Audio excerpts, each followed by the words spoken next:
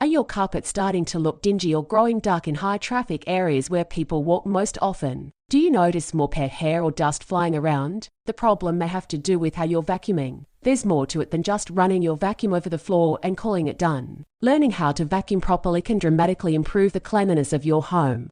There's nothing wrong with quickly running your vacuum over high traffic areas and skipping the rest when you've got company coming or have only a few minutes to tidy up. But that kind of quick cleanup shouldn't be your regular routine. To get the most dirt and dust off your floors and out of your home, you need to prepare your vacuum, prepare the spot you'll be vacuuming, and take your time doing it right. Step 1. Prepare your vacuum. Too much dirt and debris in the canister will reduce your vacuum suction. So, before you begin cleaning the floor with your bagless vacuum, empty the dustbin. Or, if your vacuum cleaner uses bags, make sure the bag is no more than half full. Then look at the roller brush or beater bar and make sure it spins freely. Step 2. Prepare the room. Vacuuming goes faster if you don't have to keep stopping to move things. So, the fewer toys, chairs, or other items you've got to deal with, the better. If you have pets or live in a very dusty area, you might also want to alternate weeks where you move small furniture so you can vacuum under it, like side tables or plant stands. Step 3. Use your vacuum attachments first. Use your vacuum's crevice tool first to clean the room's edges and around the base of heavy furniture.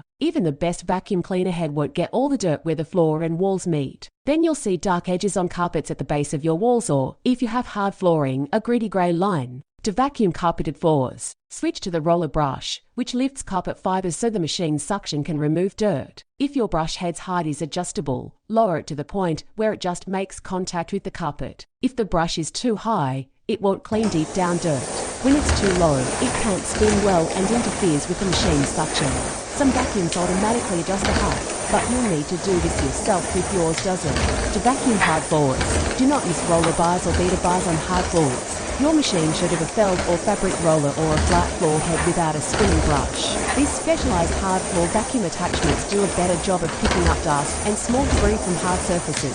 Unlike the roller or beater bar attachments for carpeting, hard flooring rollers won't damage your hard floor surface. Step 4. Vacuum the room slowly. Your vacuum cleaner needs time to suction up dirt. Working too fast sends dirt flying around. Even the best vacuum cleaner needs to go over an area repeatedly to get out the dirt. So, slow down and push the vacuum away and then, without moving it to the side, pull it back. This slower pace gives your machine time to lift away dirt stuck between the fibers instead of just what's on top of them. Step 5. Turn and repeat. The best way to thoroughly vacuum a room is to clean wall to wall, then turn at a right angle and vacuum the room again. Carpet fibers are twisted loops that get dirty on all sides,